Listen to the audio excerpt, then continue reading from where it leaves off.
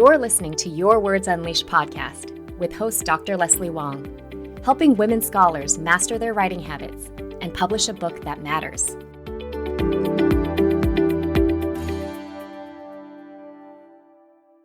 Hi there, writers. In the last episode, I talked about when you should start reaching out to scholarly presses and setting up meetings with acquiring editors to talk about your book project. The moral of the story is that there is no one-size-fits-all model to getting your book published. And as I'll tell you about later in this episode, even my own 2 books had vastly different journeys to publication.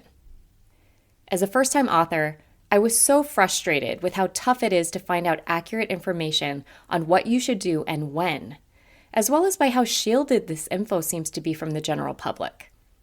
And if you're anything like me, you've probably just relied on asking the published authors you know for advice, including people like your mentors, colleagues, and peers. The problem with this approach is that you're likely to receive conflicting advice because their recommendations are based on their own personal experience or anecdotal evidence. Even your advisors likely don't have a wide range of knowledge about this topic. And I don't know about you, but the thought of pouring my precious time and energy into writing a 200-plus page manuscript and then not finding a publisher is truly terrifying. Therefore, today's episode builds on the last one by answering another set of pressing questions that first-time authors often have, which are: how do you determine the best press for your manuscript? And once you decide that you're ready to contact editors, how do you actually do it? And you can find the full transcript of this episode at yourwordsunleashed.com/7. So let's start by talking a bit about how to identify the best place for your book to be published. Don't make the mistake of assuming that you'll just publish with whatever press seems interested in your work. No, you have important things to share with the world, so your book should find a home with the most appropriate place. And unlike other parts of scholarly publishing, this is an area where you actually have some agency. So do your research and make it count. In basic terms, there are 2 main types of scholarly publishers: university presses and commercial academic presses. University presses may be considered more prestigious and have a wider reach, but both publish high-quality, peer-reviewed work. And before you contact editors about your project, it's super important to get a sense of the current publishing landscape. So I want to give you a 3-step process you can use to choose a press that will be a good fit for your manuscript. So the first step is to ask yourself what you want to achieve by publishing your book and decide which type of press better suits your needs. For example, consider where you are in your career. Junior scholars, such as postdoctoral fellows or assistant professors, have much more to gain professionally by publishing their book sooner and with a higher tier press than someone who already has tenure. Also check in with yourself about what you want your book to achieve in terms of reach. Would you like it to be read by a broader population of non-expert readers? Or would you be happy with your audience being primarily composed of students and specialists in your field? That's because some presses primarily publish hardcover books at a higher price point, which will limit the general public's ability to read it. The second step is to check your bookshelf and journals in your discipline to see who has published your favorite books from the past few years. Make sure to go back no further than 5 years, because presses really want you to be staying up to date with current debates. And this will also be true for when you write about the broader market in your book proposal as well. And as you're looking, keep an eye out for books that are similar to your own. These could be in terms of topic, research methods, and/or theory. Think about what you specifically like or admire about each book. Is it the author's way of writing? The subject matter? The innovativeness of the argument and ideas? So after doing all this, we get to the third step, which is to make a list of 3 to 4 potential presses. So do this and then go to all of their websites and read their author submission guidelines. What they each ask for may differ, so it's a good idea to record this information onto a spreadsheet. So press websites typically list editors' contact info along with their areas of specialization. On your spreadsheet, make note of which acquiring editor would be the best person for you to reach out to at each press, and record their contact info. And as a side note, developmental editor and author Laura Portwood Stacer has a lot of great ideas about how and when to contact editors in her book about academic book proposals called The Book Proposal Book, which was recently published by Princeton University Press. And it also includes a handy list of questions you can ask acquisitions editors when you meet. So check out this episode's show notes to find out more. So once you've done this legwork, and ideally also have a polished book proposal and 1 to 2 sample chapters to share, you are ready to contact editors. And here are 3 main ways to go about doing this. The first is to reach out to people you know in your field, or a similar one, who've published books with the 3 to 4 presses on your list.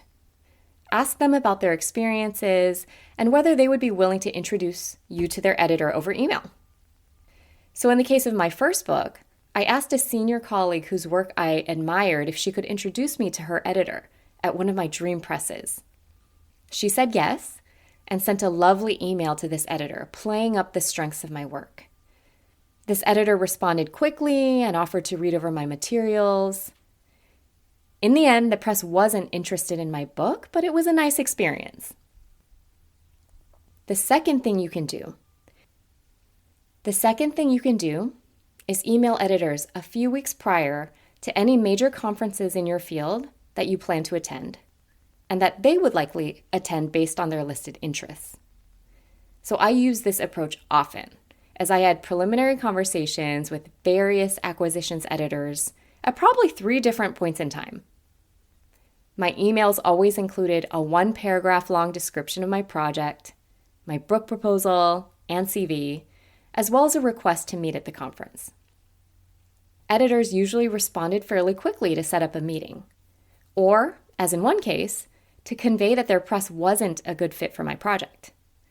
What's nice is that they suggested another one instead.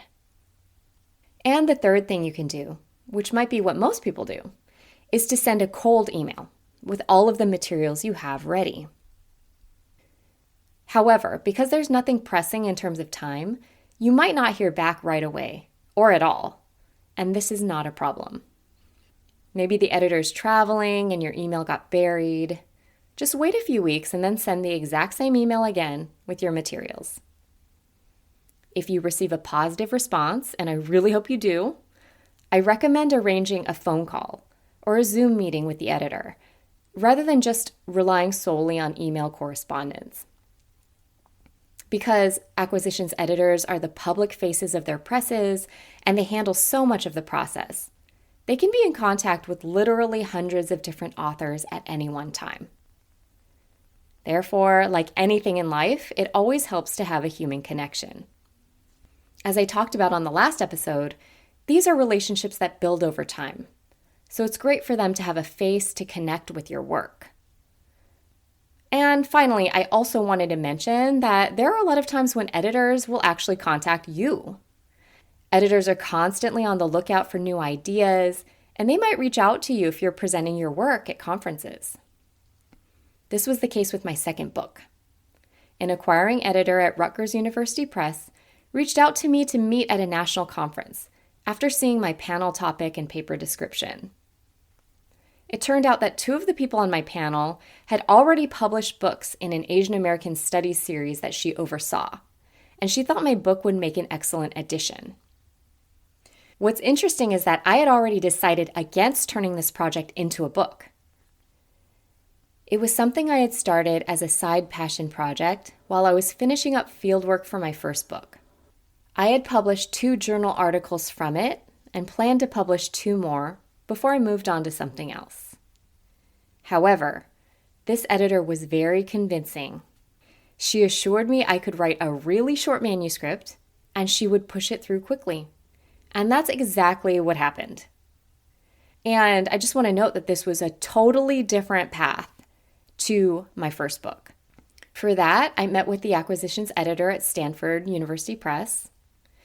She read the 3 chapters I had ready and liked what she read, but she wasn't willing to send it out for review until I had the full manuscript ready. And this is something that's standard policy for a lot of presses when it comes to first-time authors. But she then met with me several times over the course of the next 9 months to talk about my progress and to give input on ideas while I finished the second half of the manuscript. And at that point, she sent it out to 2 people for external review. And my manuscript was very polished, which was due to a few different factors that I'm going to tell you. The first was the fact that I had been working on it nonstop for the 5 years I'd spent out of grad school. The second was the fact that I was an insufferable perfectionist who found it impossible to let things go. And the third was that I had worked with an awesome developmental editor who helped with my argument, the organization, and the flow of the manuscript. As a side note, I can hear you asking, what is a developmental editor, and should I hire one? Tune in for a future episode where I'll address this question. But basically, all the work I had put up front paid off in the end, with a contract followed by publication in fairly short order. So all of this brings us back once again to the one truism about academic book publishing. There's no one way to do it. And because you've never published a book before, it's really not easy to navigate this process by yourself. If you'd like some help, check out the Work With Me page on my website to find out more about my signature one-on-one coaching program and how I work with new authors to ensure you're completely ready to dive into the publishing world. I hope you found my advice about determining the best press for your manuscript and contacting editors helpful. Keep moving forward with your writing one step at a time, and I'll see you again soon.